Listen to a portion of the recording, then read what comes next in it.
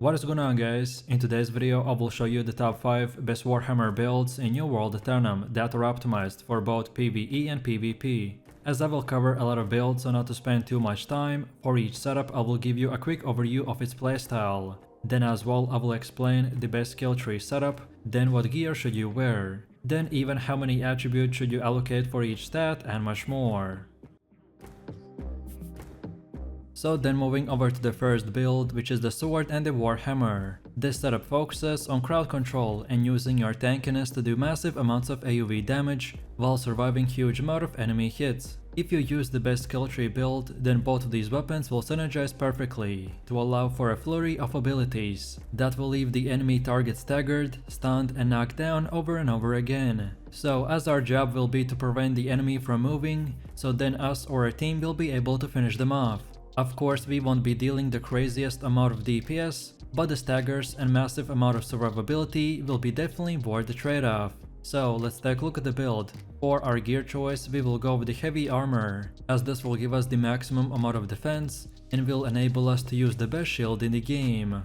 Also, since our build's primary objective is to stun and tank, so going full heavy is a no-brainer. Next we have the attributes, and we want to get from 300 to 350 strength, then 25 focus and 300 constitution. No matter at which level or gear score you currently are, pretty much just split your attributes to half, so put 50 points into strength and 50 in constitution. Next up we have our setup for the sword and shield. This skill tree is more focused on holding the enemy's aggro, increasing our defense and speed, and of course most importantly giving us some of the best defensive tools as well. And then again, this is how it should look like for the Warhammer. So then on the other hand, this setup focuses on increasing our AoE damage and locking down your targets. The Warhammer has the best AoE potential in the game, and as a tank this is very useful for both PvE and PvP. So if you are interested in the best gear, perks, consumables and everything else, then keep watching until the end of the video.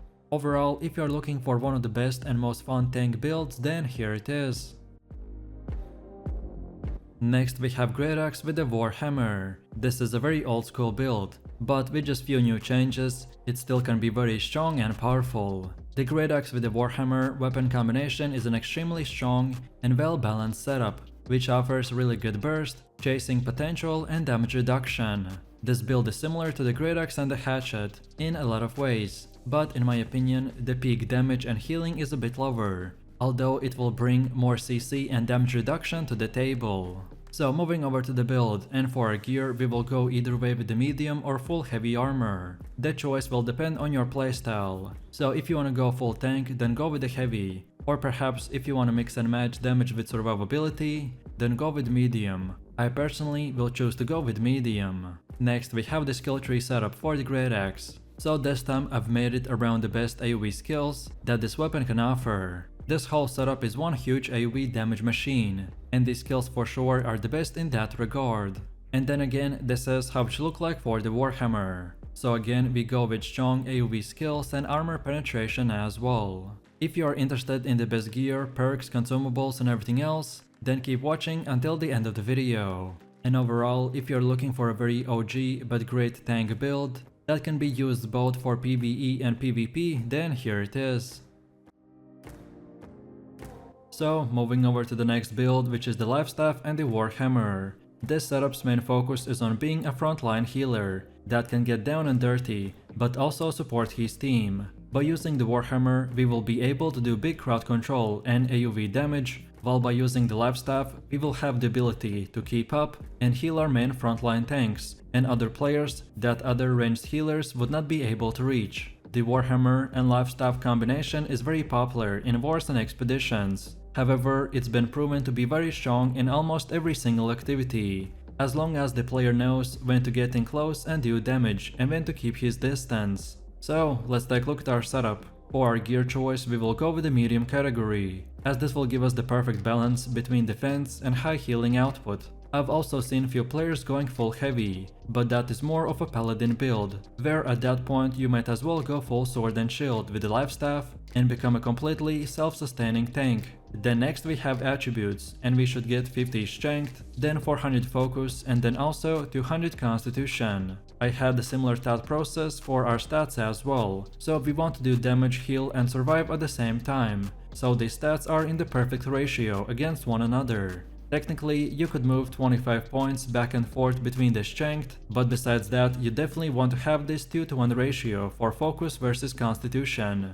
And then on top of that, don't forget to equip the Ember Gem on your Warhammer, as we want it to scale now from focus rather than solely using our low strength. Then next we have the skill tree, and this is how it should look like for the Warhammer. So this specific layout was structured around using the best AoE skills in the game, so we can easily stun our enemies, then use our Path of Destiny and completely destroy them. And as our AoE range is quite big, so we want to use the skills for every single activity. And then again, this is how it should look like for the life staff. So this setup was purely made around keeping up our heals with the lowest cooldown spells, so we can spam them 24/7, while also having some AoV for our group or just ourselves. This setup has amazingly high heals and relatively high defense, so no matter if you're new or veteran player, this is one of the best builds which you can just pick up and play from the start. If you're interested in the best gear, perks, consumables and everything else, then keep watching until the end of the video. And overall, if you're looking for super fun and high damage and high defense build, then here it is. Then for the next build we have the hatchet with the Warhammer. This setup focuses on high survivability and high AoV damage as well, as we're using the hatchet with the berserker skill, so we can damage the enemies from a range while also surviving even the toughest bosses, if we ever drop below 0 HP. If perhaps you want to be a half tank and half DPS, then this is the perfect setup for you. So for our weight, we can again decide to go with the heavy or medium armor. For this setup, I personally prefer to go with the full heavy, but as I've said, it is up to you. Next we have the attributes, and as we're going full tank, so we want to get about 300 strength, then 25 in dexterity, intelligence and focus, and then lastly the last 300 in constitution. And again, if you're not at the max level yet, then just simplify this by putting half points into strength and then the other half in constitution. Next, let's take a look at the skill tree, and this is how it should look like for the Warhammer. So pretty similar like the previous Bruiser build, as we're focusing on AoV DPS over armor penetration.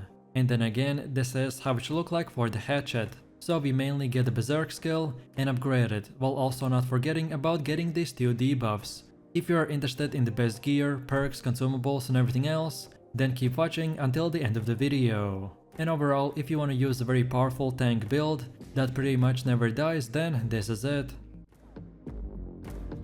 Then for the next one, we have the Warhammer with the greatsword. This setup's main focus is on utilizing its high crowd control and AoV damage, while at the same time having incredible amount of survivability. This build can initiate a surprise engagement, and then the target that gets caught in a crowd control loop will most likely result in their death. If you're looking for a very strong PvE and PvP build, then here it is. So let's take a look at the setup.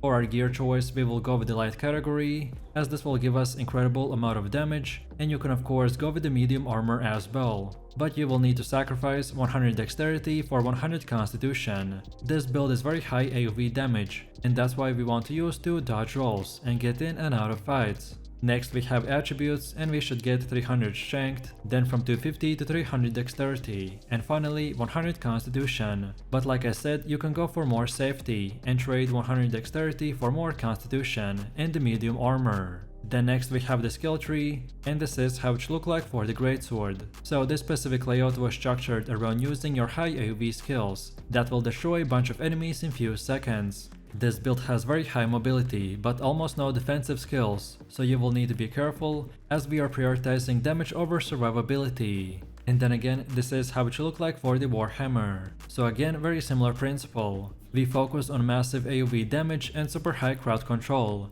so then we can use hammer to stun an AoV and then switch to the greatsword and do even more DPS. If you are interested in the best gear, perks, consumables and everything else, then keep watching until the end of the video. And overall, if you're looking for super fun and high damage and high CC build, then here you go.